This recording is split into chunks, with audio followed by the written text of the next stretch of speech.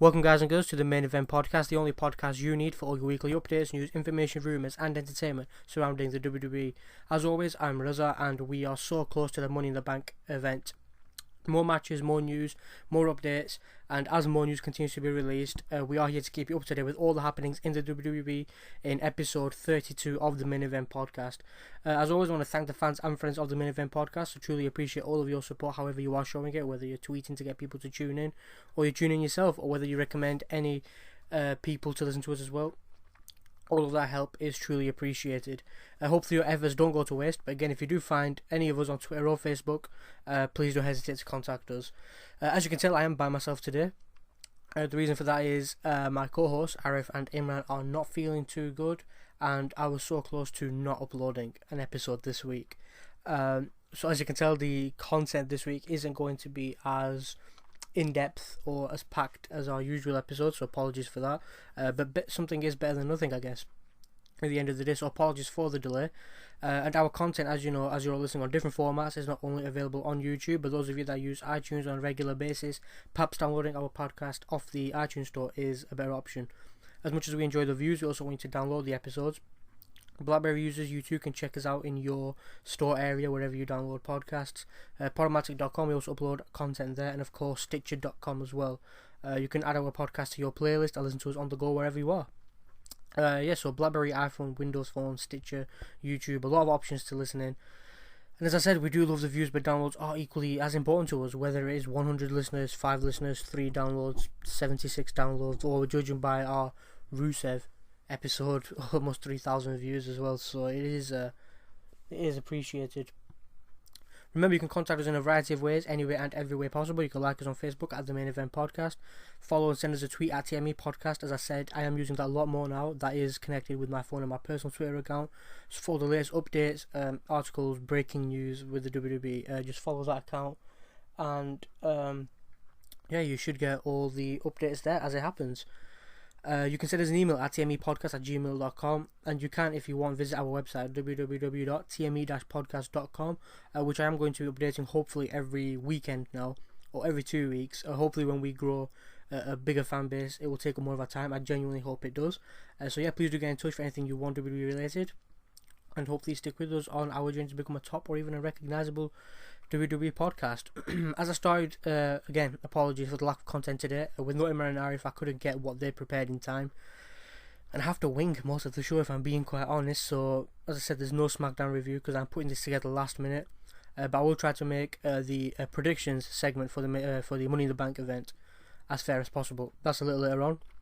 But I did put together a feature piece, something which you can read on givemesport.com. That's just basically a big sports website, I should say, where you can write, or just, it's like Sky Sports, where you can read a lot of articles. You can join and write your own articles as well, and so I'll appreciate all the reads I can get on there. But obviously I will read, not as in depth, but I will quickly skim through the feature piece there. It is basically in light of the Money in the Bank event taking place. Either it's already happened or you've already seen it, depending on when you're listening. It's basically a piece on the top 5, in my opinion, the top 5 Money in the Bank winners, not including whoever wins tomorrow. Please do go and read that. Just because the event is so close, I decided to do that, and the fact that there's no SmackDown and there's no Arif, so I had to make it up to you in some way. So there's no SmackDown, which means I start with the go-home edition of Monday Night Raw. The Verizon Center in Washington, D.C. is playing host. There are many ladders set up around. Justin Roberts introduces Stephanie McMahon as she makes her way to the ring. Stephanie starts by telling us that she can't stand gross negligence. She said that last week Vicky Guerrero couldn't even get her a cup of coffee. She then calls out Vicky Guerrero and tells her to face the consequences. Vicky Guerrero does make her way out from the back and heads to the ring. Vicky tells Stephanie that she is very happy to see her feeling better. She then apologizes for last week and says she has the best intentions for the business. She then goes to blame Roman Reigns and says he spiked her drink. Stephanie says that what she did for Roman Reigns last week was her biggest mistake. She then asks Vicky to explain what she did last week. Vicky tries to spit it out, but Stephanie cuts her off and says that because of her, Roman Reigns is in the championship ladder match on Sunday, and that Reigns has a 1 in 7 chance of becoming WWE World Heavyweight Champion. Vicky says that it won't happen again, and she promises. Stephanie says she's right, it won't happen. She says that Vicky has been riding the coattails of the late Eddie Guerrero for 9 years. She then says that the WWE had pity on her and made her the general manager of Raw, but she didn't even do that right. Stephanie is about to fight Vicky, but Vicky cuts her off and says she will do anything. Stephanie tells Vicky to beg for her job, and she does. She gets on her knees and starts begging to Stephanie not to fire her, as Stephanie yells at her and then calls her pathetic. Stephanie calls Vicky a cockroach and tells her that she can't get rid of her. And she tells Vicky that she has 2 options. She can either be fired tonight or have a match tonight to keep her job as general manager of SmackDown. Vicky asks Stephanie who her opponent is. Stephanie tells her that the best part is that her opponent is her, Stephanie McMahon. Stephanie asks Vicky that she doesn't have the guts to face her. Vicky says the only name more respected in the business than McMahon is Guerrero. Vicky then accepts the match and tells Stephanie to excuse her as she leaves the ring. Stephanie smiles and then makes her way to the back. We go to the announcer that tells us that Triple H will join us later tonight and tells the other participants in the contract ladder match for Money in the Bank. Back on Raw, the WWE Tag Team Champions, the Usos make their way to the ring as Jimmy Uso will be in singles action against Luke Harper, who come out to new music. I think it was He's Got the Whole World in His Hands, but like on a harmonica. I'm not very good with my musical instruments, but it could be that. Luke Harper versus Jimmy Uso. Towards the end, Jimmy Uso turns back into a spinning clothesline by Harper for the 3 count. But after the match, Jey Uso asks Rowan where he is going and tells him to get back into the ring as he will kick his butt all over the arena. So yeah, in the second match, Jey Uso comes off the top rope with a splash for the 3 count, and you win it by pinfall, Jey Uso. After the match, Harper tries to pull Jimmy out of the ring, but Jey comes over the top onto Harper. Rowan gets back into the ring and attacks Jimmy Uso from behind. Harper then gets back into the ring and hits a big boot to his face. Harper and Rowan pull Jimmy to the outside and toss him into the steel steps, which then leads to Bray Wyatt appearing on the big screen. Bray says that he's proud of his boys. He says that he and his brothers look down on the bodies that they trample over. He says that his victory on this Sunday will start a new era. He says that he will not be alone and they will be united and roam the earth as giants. He then says to everyone to follow the buzzards. Back on Raw, we see a video of Lana and Rusev, who were earlier doing some sightseeing in Washington DC. They are standing in front of the Capitol building. She then talks down to the leaders of the USA and then shows the major buildings of Russia and talks about how they are a better country. She then says that the government and the people of America are pathetic and tells everyone in America to bow down to Putin and the country of Russia. She says nobody can stop the revolution of Rusev. Rusev then says he will crush America.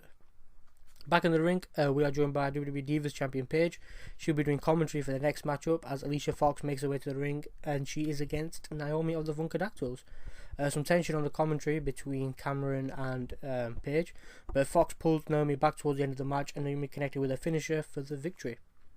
After the match, Paige climbed in the ring and holds the Divas title up. Paige offers her hand and Naomi shakes it as Naomi poses to the WWE Universe after a victory. We go to the back where Sheamus is in the trainer's room getting ready for his match. Reigns shows up next to him. Sheamus asks if he is ready for a fight. Reigns says that he's always ready and he says that they need more people. Sheamus says that there's little doubt in his mind. He remembers when the Shield went around attacking everyone. Reigns says that if he wanted to take him out, Sheamus would be unconscious right now.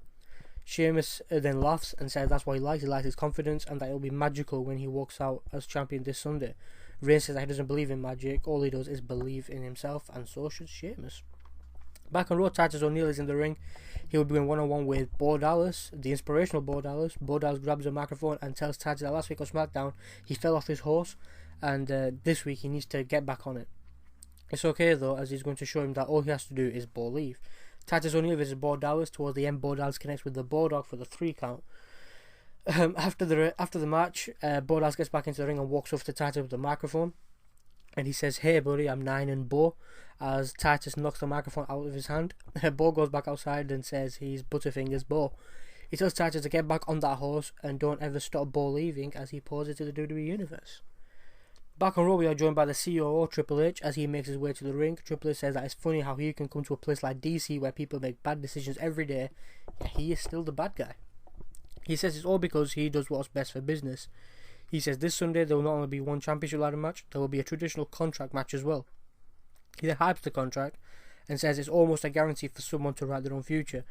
He says that he told the world that the first person in the match will be Seth Rollins. He says he's here tonight to reveal the rest of the lineup. Everyone that is in this match is in it because it's best for business. The first person in the match is Kofi Kingston. Then second, Jack Swagger. Then we have Dolph Ziggler, Rob Van Dam, and the final person in the match, Intercontinental Champion Bad News Barrett. He says that all people in that match are favourites, but only one man is going to win it, and he knows who it is. And he starts to say Rob Van Dam, but cuts himself off and starts laughing. He then says that the winner will be Seth Rollins. He then introduces Seth Rollins as he makes his way out to the ring. Rollins grabs a mic as obviously loud "You So Loud" chants start by the WWE Universe. Seth asks the WWE Universe why they aren't over what happened 3 weeks ago. He's over it. Seth says he's moved on and that the WWE Universe should be thanking him because he's responsible for the success of the Shield. Rollins says that he took them as high as they could go, but then he dropped the dead weight. He says that he created the Shield and he has every right to destroy the Shield. He says that it's no secret that the Shield got him this far, but this Sunday he'll climb the ladder and grab the contract, and he's then cut off by RVD. RVD says that he can't help but feel like they don't take him seriously, and Seth says that he does take him seriously, and he would take him even more seriously if it was 2005. RVD says that's right, because that's when Rollins was asking his parents to stay up at night to watch him on TV. RVD says that he's a former contract winner and a former WWE champion, and that Triple H remembers when he crushed his trachea in the first Elimination Chamber match. RVD says to Hunter that it's lame to brag about the past. He says to live in the past, and RVD asks Hunter for a match with Rollins right now. Triple H asks for a ref and says, let's get this match done. RVD makes his way to the ring. Seth Rollins versus RVD, a good match as Rollins pounds on RVD towards the end, lands multiple forearms. Rollins picks RVD up and hits the powerbomb to the corner and hits the curb stomp. It's almost over, but Dean Ambrose runs in and attacks his former partner. Your winner by disqualification is Seth Rollins. Ambrose tosses Rollins to the outside and then pounces on him and lands some rights. Referees come out to get Ambrose off of Rollins. Ambrose has to walk away, but then turns around and jumps off the announce table onto Rollins anyway. He lands some rights, and finally the refs pull him off. Ambrose then grabs a microphone and tells Triple H to go ahead and put him in the match this Sunday. He says even if they don't, he will show up on Sunday, smash Rollins' face in and grab the briefcase himself. He then says he will ruin the entire pay-per-view if he has to. After a commercial break, Triple H is in the back with Seth Rollins, and Rollins says that he doesn't want to be screwed out of the briefcase this Sunday and asks Hunter to put Dean Ambrose in the match. He says that he controlled Ambrose in the Shield and he needs him there to control him this Sunday. Rollins says that he wants to see the look on Ambrose's face when he climbs the ladder and grabs the briefcase, and that Triple H then says if this all blows up, it's in Seth Rollins' face and it's on him. Triple H says he loves the confidence and then says Ambrose is in the match. Back in the arena, we are joined by Intercontinental Champion Bad News Barrett. He has a microphone in his hand and says last week Dolph Ziggler experienced a miracle. He says his loss to Ziggler was a fluke and he has some bad news. He says after he beats Ziggler tonight and then wins again on Sunday, Dolph will be so embarrassed he will have to change his name, just like DC's racist, constantly name changing NFL team.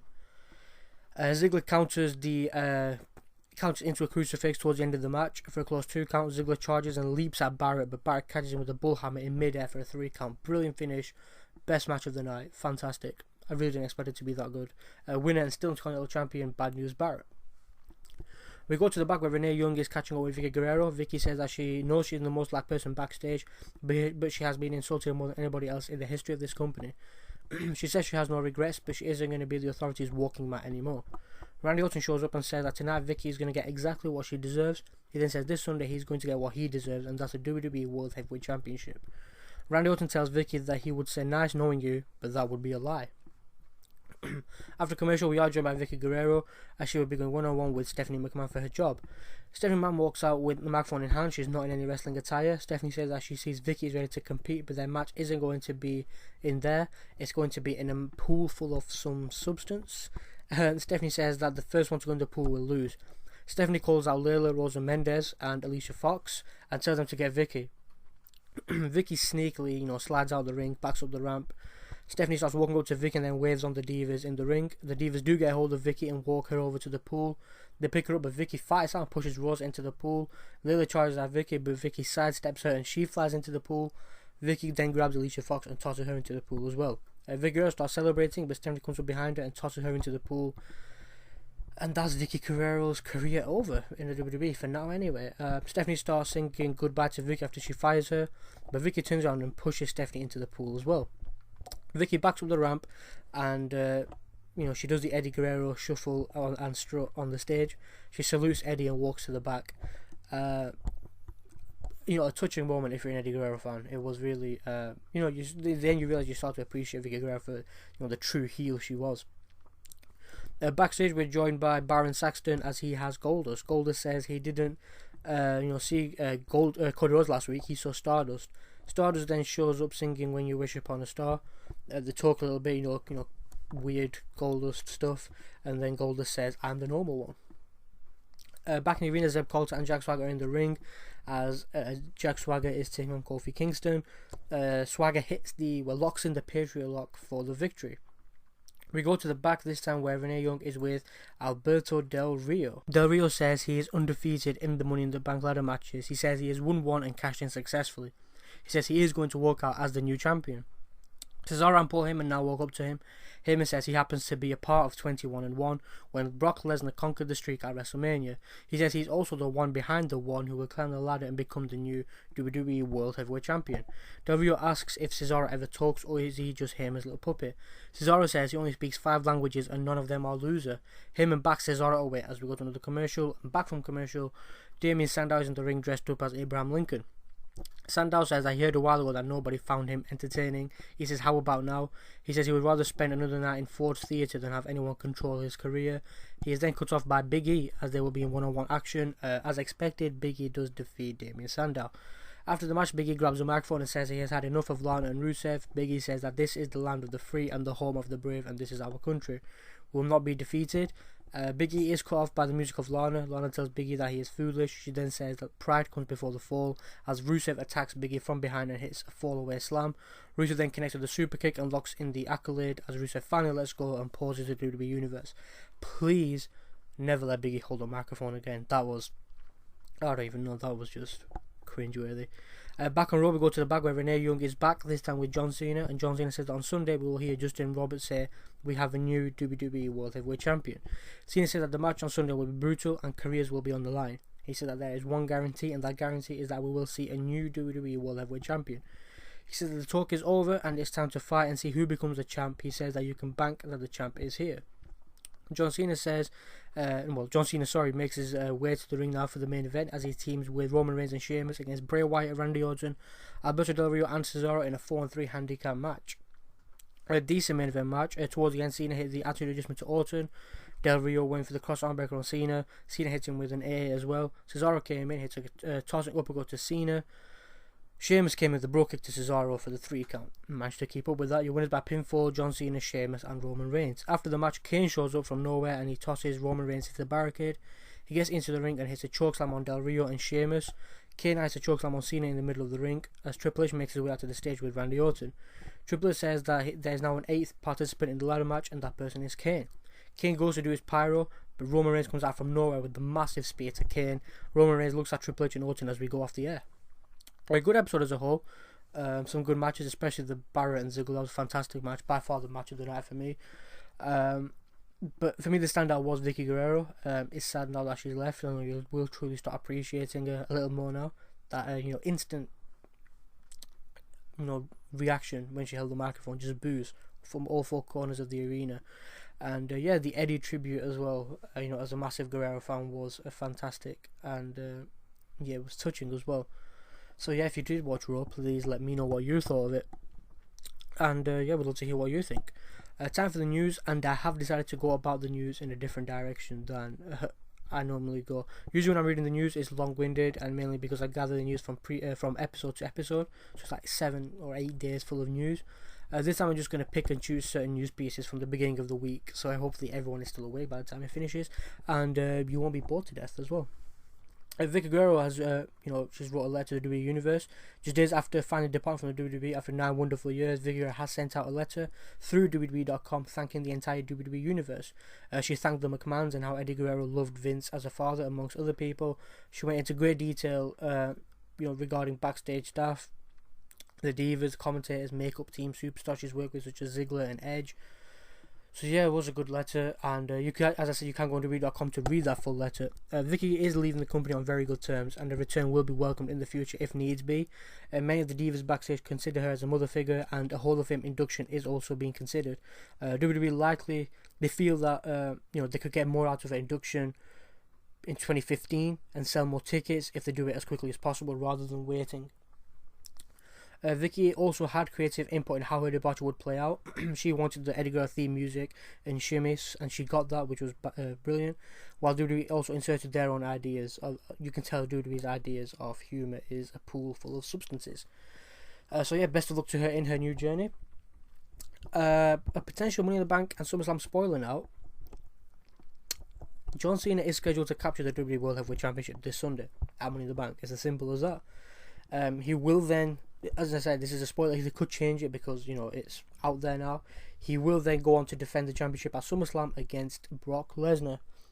Now, that rumour looks even more likely to happen as WWE recently, I think in the last few days, sent their retail partners, such as Amazon, a SummerSlam poster which reveals that John Cena and Brock Lesnar will in fact be going one-on-one in a match. AJ Lee now, over the last week or so, rumours have been spreading thick and fast regarding the marriage and rumoured pregnancy of former Divas champion AJ Lee. It's been reported that AJ and CM Punk were married on 13th of June before the news of pregnancy broke online. The latest Wrestling Observer newsletter notes that AJ was scheduled to be back with the company full-time a couple of weeks ago. She asked to have some time off, which was granted after Paige defeated her for the championship.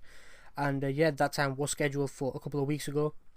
So if the pregnancy rumours are true, don't expect to see it until next week sometime.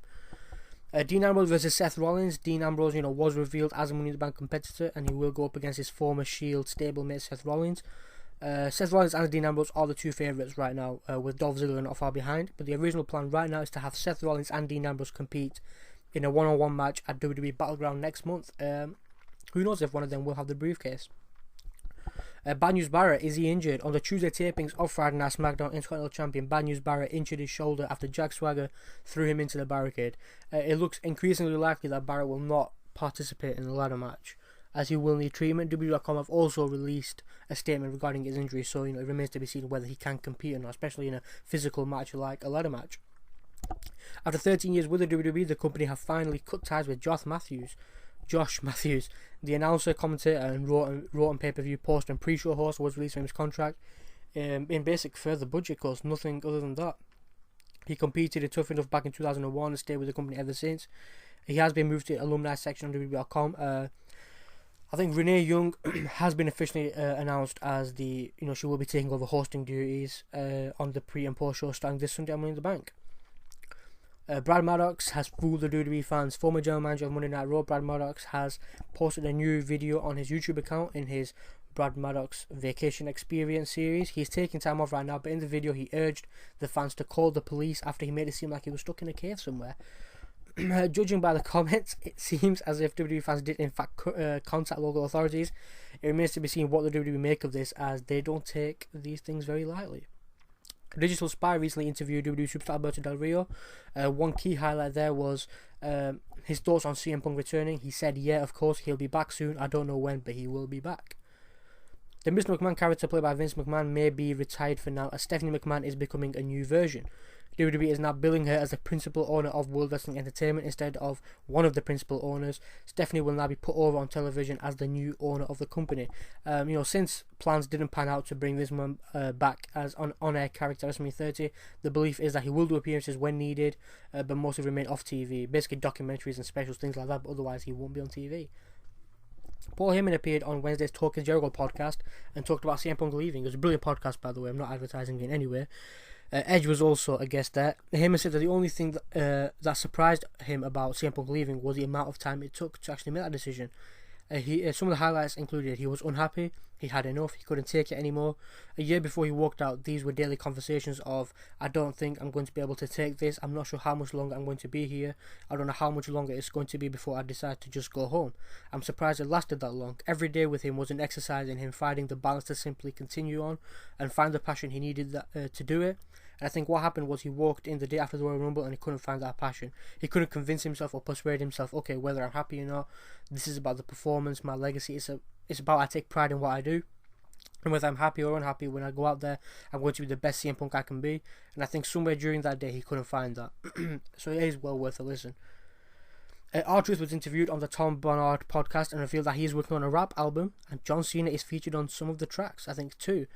He said, I got this album coming out as well, WWE album. I got John Cena on 2 tracks already and working on getting Wiz Khalifa on there as well.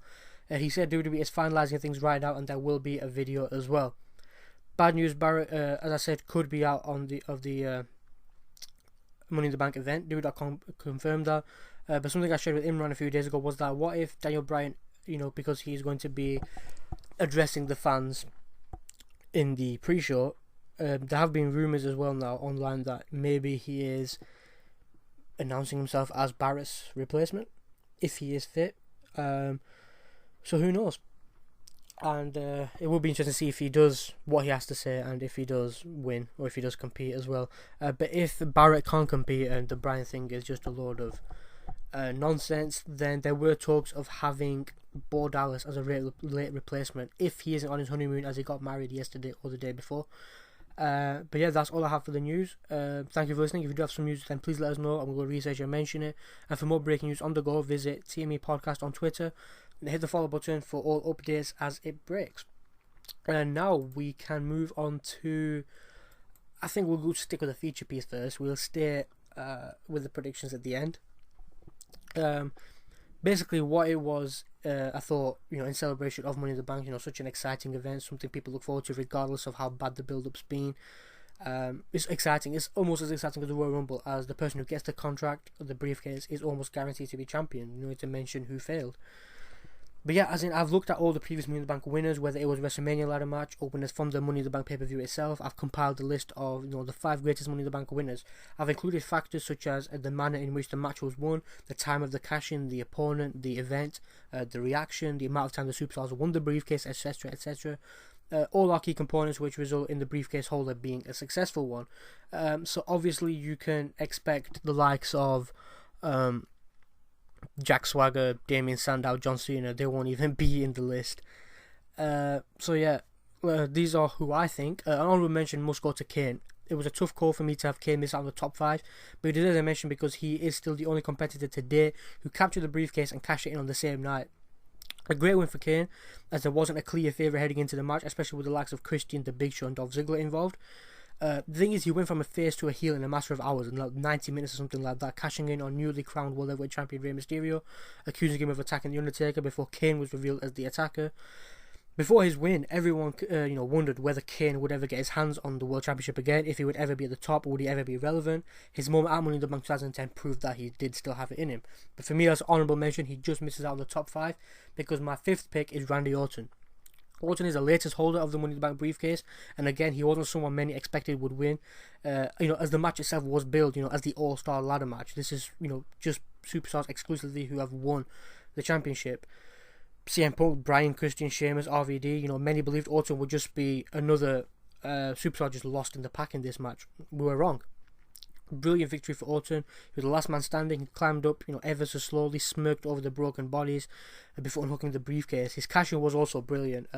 He allowed Daniel Bryan to have his moment in the limelight when he scored a clean victory over John Cena, only to have Triple H turn on him and let Orton cash it in, making him the most hated superstar in the company. Now that takes some doing, so I think all that happened because of that briefcase. The reason we got to do the World Heavyweight Champion all comes down to the fact that Orton won that briefcase, and he was such a good heel at the time. Number 4, I've gone with Rob Van Dam. RVD also has his part in history, which all starts with the briefcase he captured at WrestleMania 22. He held the briefcase and the Gold Championship at the same time, whilst he remains the only superstar to choose the event where he cashed in the contract, and the only person to win the title in a match where the opponent, in this case John Cena, in a brilliant event at ECW One Night Stand, was given prior notice. Paul Heyman brought back the ECW Championship. RVD became the only person in history to hold both the ECW and WWE Championship, all he wanted to do so at the same time, which made him a double world champion, all thanks to that one briefcase win at WrestleMania 22. And RVD finally won the big one. Number 3, I have to give it to Dolph Ziggler. The Money in the Bank ladder match in 2012 didn't include the greatest of threats. Ziggler, Sandow, Rhodes and Christian were the only real threats, but nevertheless Ziggler made sure his contract win was one to remember. He had a lengthy run as Mr. Money in the Bank. He held the briefcase for, I think, 267 days, during which time he successfully defended his briefcase in a career versus contract match against Chris Jericho and against John Cena at TLC, giving him 2 massive wins. His cash-in itself is probably the greatest cash-in of all time since the stipulation was created. He could have easily done what many expected and cash in at WrestleMania, have his WrestleMania moment, but instead he chose an event where nobody really expected it to happen, the next night on Raw. Defeating Alberto Del Rio and becoming World Heavyweight Champion at long last, the reaction of the crowd topped off a great run as Mr. Money in the Bank. the reason people want Dolph Ziggler to be the top now relates to how he cashed in the briefcase, and we know he can hold the World Heavyweight Championship. So it does mean a lot. Number 2, even though he's not here, I have to give it to CM Punk. CM Punk deserves a mention because he still remains one of the greatest Money in the Bank competitors and winners of all time. His rise to stardom was because of his Money in the Bank wins. The first win coming out of WrestleMania 24 before holding the contract for 92 days and cashing it in to capture his very first World Heavyweight Championship by defeating Edge, and he also captured a Slammy Award for that same moment. Punk became and remains the only superstar to date to win the Money in the Bank ladder match back-to-back, remaining victorious at WrestleMania 24 and at 25. This time he held it for 62 days before cashing in on Jeff Hardy, starting a brilliant feud. The rest is history. Straight Edge Society, the new Nexus, the best in the world. His 2 briefcase wins helped him to get where he is today, whether people want to believe that or not. Number 1, there's no denying it, there's no discussion. There's a reason Edge was named the ultimate opportunist, because he made both of his Money in the Bank victories count. Nobody will ever forget the first ever Money in the Bank ladder match back at WrestleMania 21. Jericho, Christian, Kane, everyone involved. He cashed in the first time on John Cena and shocked the world and set the benchmark for future cash-ins, and still to this day holds the record for the amount of days any superstars held the contract, with 280. The second time round, it wasn't a traditional victory. He won when he defeated Mr. Kennedy to capture the briefcase, where he became the only superstar to capture the briefcase without competing in the Money in the Bank itself. He held his second briefcase for 1 day before cashing in on The Undertaker to become World Heavyweight Champion. As I said, he set the benchmark for future competitors. He's defined what it means to be Mr. Money in the Bank. People like Rollins and Ambrose and even Bad News Barrett have the chance to do what these guys have done, follow their footsteps, and become that one champion. So they're my 5 as the best winners. Hopefully we might see Seth Rollins, Dean Ambrose, anyone else in that match make this list next year. Let me know what you think, or who you think is the best Money in the Bank competitor in the comment section on Give Me Sport, and then on YouTube as well, or just let us know through email. Right, prediction time. I'm not really looking forward to this because it's going to be really difficult by myself without cheating. Basically the prediction, I don't know what RS forfeit is as well, so that's going to be a surprise next week. Let's start with Big E and Rusev. I pick Big E. I am 99% sure Imran would pick Big E as well. I'm joking. We're both picking Rusev. I think we know that. Both pick Rusev. I don't think he will lose. Summer Rae versus Layla. I have no idea.